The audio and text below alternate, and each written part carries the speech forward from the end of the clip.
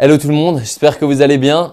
Comme vous avez pu le voir dans le titre, j'ai eu la chance de recevoir à nouveau Jean-Michel Cohen. Il va répondre à différentes phrases qu'on entend souvent dans l'alimentation et il va dire si c'est des mythes ou des réalités ou un peu nuancé, si parfois c'est ni l'un ni l'autre. Vous allez le voir dans cette vidéo, il va aborder plusieurs sujets différents d'alimentation. Franchement, c'est hyper intéressant, donc restez jusqu'à la fin, ça vaut le coup, croyez-moi.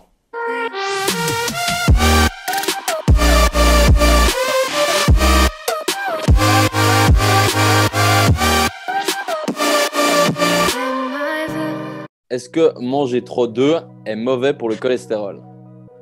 Non. En fait, avant, c'était ce qu'il faut connaître, les chiffres de cholestérol. Normalement, dans un œuf, on a 225 mg de cholestérol et les Américains ont réussi à faire des œufs avec moins de cholestérol, 175 mg. Mais surtout, ce qu'il faut savoir, c'est que le cholestérol, il est produit à 75% par notre propre corps à partir de l'ensemble des aliments qu'on consomme. Et pour 25%, il provient du cholestérol qui est contenu dans les aliments.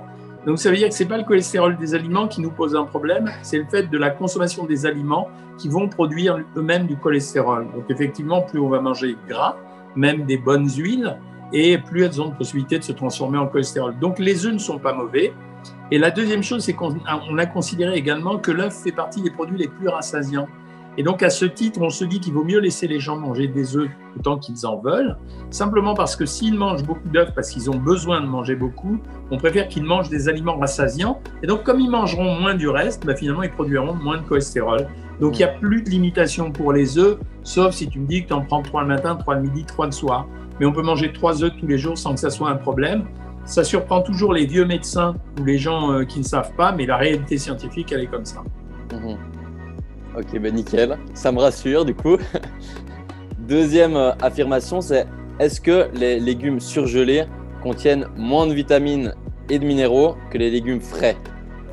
Alors c'est un mythe complet, simplement parce qu'en fait le process de la surgélation nécessite qu'on arrache le légume, qu'on le cueille et immédiatement, en général, je parle de la surgélation industrielle, je ne parle pas de celui qui a son potager. Mais immédiatement, normalement, le légume est rincé, lavé et surgelé. Ça veut dire qu'il n'y a pas de déperdition de temps entre le temps où on l'a arraché et où on l'a surgelé. La réalité, c'est donc que le légume, ou le fruit même d'ailleurs, il ne va pas s'oxyder à l'air et il ne va donc pas perdre de vitamines et de minéraux. Quand on va le décongeler, en fait, ce qu'il faut faire, c'est si jamais il y a des bouts de glaçons à l'intérieur ou il y a un peu d'eau à l'intérieur, il faut garder ces bouts de glaçons ou ce peu d'eau quand on les fait cuire parce que c'est à l'intérieur qu'il y a les minéraux. Donc le légume surgelé, à la limite, il est quasiment presque plus assuré d'avoir des vitamines et des minéraux que les légumes qu'on achète chez le commerçant. Pourquoi? Parce que quand on achète chez le commerçant, il a été arraché, il est parti chez le distributeur, qui l'a envoyé au grossiste, qui l'a envoyé au commerçant, qui nous l'a envoyé. Nous, on va le garder. Des fois, il s'écoule un mois entre l'un et l'autre, donc un mois d'oxydation. Donc voilà. Le seul avantage des légumes frais, bien sûr, si on a un potager, c'est merveilleux, mais sinon, c'est le goût, parce que c'est vrai que la surgélation, il y a une perte organoleptique, ça veut dire qu'il y a une sensation de goût qui est moins puissante. La troisième affirmation, c'est est-ce qu'il faut supprimer absolument les féculents pour perdre du poids? Non, alors sûrement pas. La réalité, c'est qu'on sait que tous les régimes qui contiennent très peu d'hydrates de carbone sont plus rapides que les autres. Mais la réalité, c'est qu'aussi, quand il y a très peu d'hydrates de carbone, le muscle est mal nourri, le cerveau est mal nourri. Donc en fait, il y a une perte de poids qui se fait parce qu'on est obligé d'utiliser les graisses qui vont se transformer pour reproduire du sucre. Donc ça s'appelle la néoglucogénèse ou la glycogénogénèse.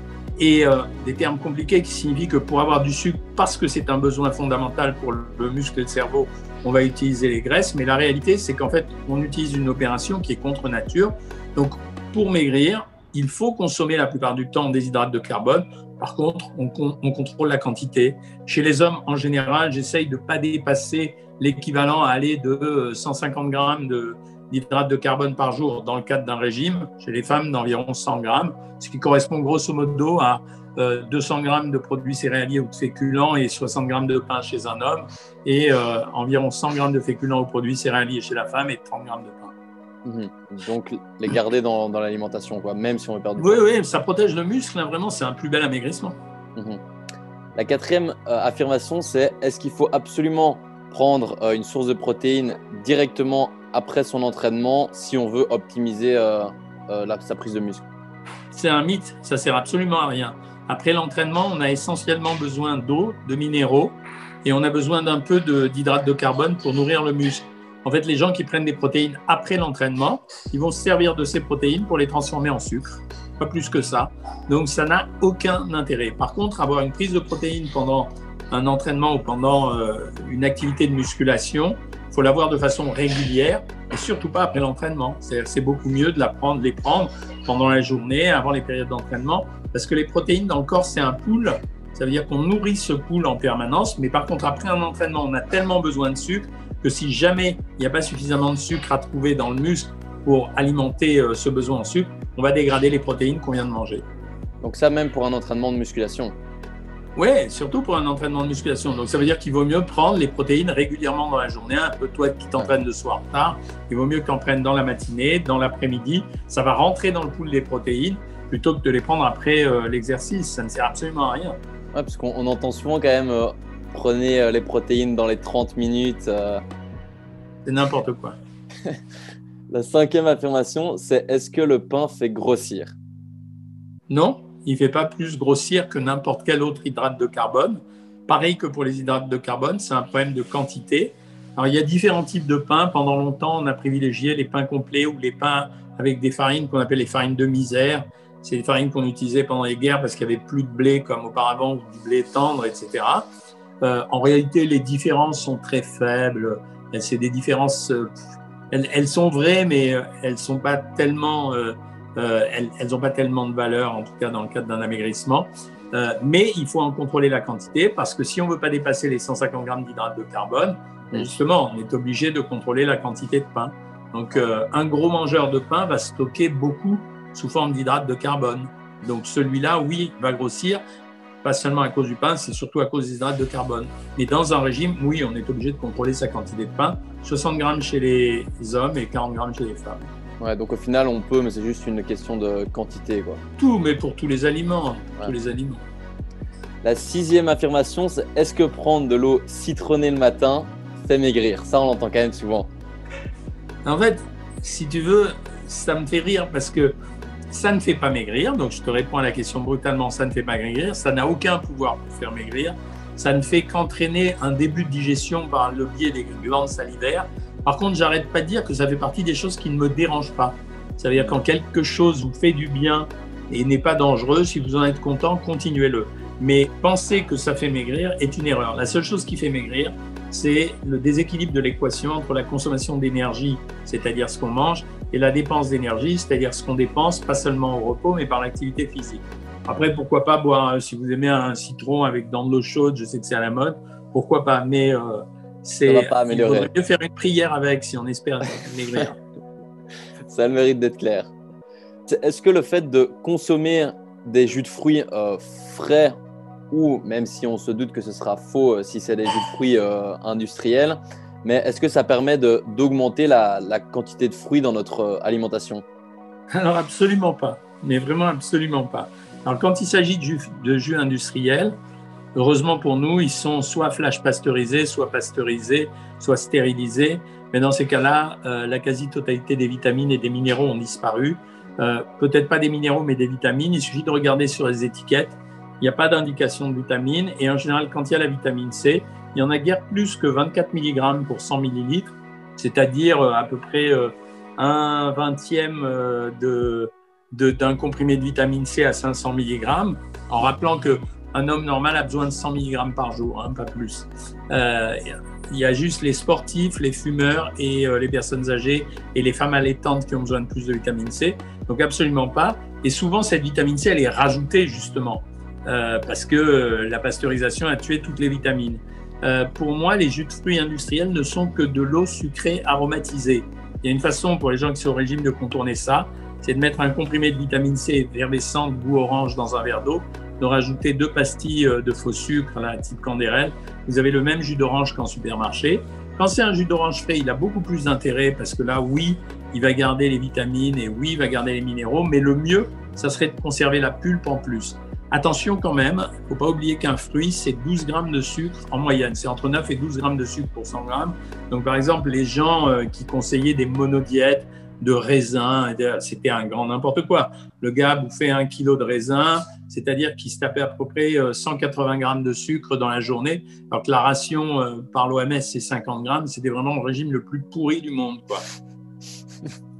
Donc, ouais, c'est quand même toujours mieux de manger ces fruits. Ouais. Et je vais te donner un exemple. Tu pèles 4 oranges, tu fais 4 oranges, tu les fais en jus de fruits, et tu pèles 4 oranges et tu les manges. Qu'est-ce qui te coupe le plus la faim? Les 4 oranges à manger ou le jus de fruits des 4 oranges? Ouais, non, clairement. Bah oui. Donc, ça prouve bien qu'on perd des choses importantes, quoi, au final. Voilà. La suivante, c'est est-ce qu'il faut éviter absolument de manger du gras si on veut maigrir? Non plus, mais c'est pareil que pour les hydrates de carbone. En fait, tout est une affaire de contrôle. Pourquoi? Parce que les graisses nous amènent des produits essentiels. Par exemple, les hormones, s'il n'y a pas de graisse, il n'y aura pas d'hormones. S'il n'y a pas de graisse, on ne peut pas absorber certaines vitamines, comme la vitamine A et la vitamine D. Si on n'a pas de graisse, on va manquer d'oméga 3, qui sont importantes pour notre cerveau et pour notre circulation cardiovasculaire. Donc, on est obligé de conserver un peu de graisse. En France, on considère qu'il faudrait manger 80 grammes de lipides par jour. Alors, dans une alimentation non-régime, 80 grammes de lipides par jour, grosso modo, une cuillère d'huile, c'est 10 grammes de lipides. 10 grammes de beurre, c'est 7 grammes de lipides. 100 grammes de crème fraîche, c'est 30 grammes de matière grasse. Voilà, donc on considère ça. Les Français en mangent 140 à 150 grammes, ce qui est beaucoup plus. Mais dans les régimes, en général, je mets toujours en place 20 grammes d'huile de type végétal et en moyenne 20 grammes d'huile d'origine animale ou de graisse d'origine animale type le beurre. Donc je garde quand même 40 grammes de graisse par jour, c'est-à-dire la moitié de la recommandation, en sachant que j'ai un peu de graisse aussi quand je mange du fromage, de la viande ou des yaourts entiers, par exemple. Ouais, donc garder donc il faut garder, mais même surtout pour un sportif. Par exemple, un sportif, il doit prendre un peu d'huile. Alors, la graduation des huiles, on dit toujours que l'huile d'olive, elle est topissime. C'est une très bonne huile, mais elle n'est pas dans le top 3. Dans le top 3, c'est d'abord les huiles combinées, mais là, c'est une huile, je dirais, chimique. Ça veut dire qu'on a fait des mélanges d'huile pour arriver au meilleur rapport oméga 3 sur oméga 6. Donc, c'est une huile santé, mais elle n'a pas de goût, elle n'est pas très bonne. La deuxième, c'est l'huile de colza. Elle a un goût neutre, mais elle est très bien composée. Et la troisième, c'est celle que je préfère, c'est les huiles d'oléagineux comme noix, noisettes. Le problème de ces huiles, c'est la conservation. Ça ne se conserve pas très bien. Il faut que ça se conserve dans un milieu aveugle, c'est-à-dire il ne faut pas qu'il y ait de lumière et ça rancit assez vite. Et après, c'est l'huile d'olive. Ok. La suivante, c'est est-ce que sauter le petit déjeuner va permettre de perdre plus facilement du poids? Alors, non, en principe, c'est un problème d'habitude. Alors, on le fait dans le jeûne intermittent, mais dans le jeûne intermittent, c'est-à-dire ce jeûne où on ne mange que 8 heures par jour et 16 heures tranquillement, il y a beaucoup de gens qui abandonnent le petit déjeuner parce que c'est un repas qui est moins riche que les autres, c'est moins efficace quand même. Il faut rappeler que quand on fait ces jeûnes intermittents, ça signifie qu'il faut manger ce qu'on est censé manger en 8 heures et ça ne signifie pas qu'on peut manger tout ce qu'on veut pendant les 8 heures, ce qu'on n'en mange pas pendant 16 heures. Mais par contre, sauter le petit déjeuner ne fait pas maigrir plus vite si, en dehors du fait de faire le jeûne intermittent. Puis il y a deux catégories de gens. Il y a les gens qui disent que sauter le petit déjeuner leur ouvre l'appétit. Et il y a des gens qui disent que prendre le petit déjeuner leur ouvre l'appétit. C'est vraiment un choix individuel. Ça ne fait pas plus maigrir, c'est le bilan de la journée qui va compter. Et une question, enfin une affirmation en lien avec celle-là, est-ce que s'entraîner à jeun va justement optimiser la perte de poids? Oui, ça c'est vrai par contre. Ça a été démontré, s'entraîner à jeun favorise la perte de poids parce que, évidemment, comme on n'a pas de sucre qui circule dans le sang, on est obligé d'aller puiser au bout de 40 minutes dans les réserves de graisse. Oui, c'est vrai. Mais sauf que c'est plus dur, la performance est moins bonne. Pour quelqu'un comme toi, qui fait de la musculation et qui essaye de prendre en masse et en définition en même temps, c'est pas intéressant. Ouais, mais donc, des personnes qui souhaiteraient perdre un peu de gras, ça pourrait être une solution. Oui. Ok. Et la dernière, ce serait, est-ce que manger avant d'aller dormir ou juste avant, est-ce que ça va faire grossir plus facilement? Alors, jusqu'à présent, on disait que non, parce qu'on s'intéressait au bilan de la journée. Et très récemment, il y a eu une étude qui a montré que plus tard on mangeait, plus on avait un poids supérieur. Donc voilà, alors, mais la conclusion de l'étude n'est pas claire, c'est-à-dire soit c'est parce que les gens sont en surpoids et ont tendance à grossir, qui mangent assez régulièrement et même tard le soir, soit effectivement peut-être parce que le fait de manger le soir entraînerait des différences au niveau de la métabolisation des aliments. On n'a pas une réponse claire. Je peux dire qu'aujourd'hui, c'est vrai que c'est mieux de ne pas manger trop tard.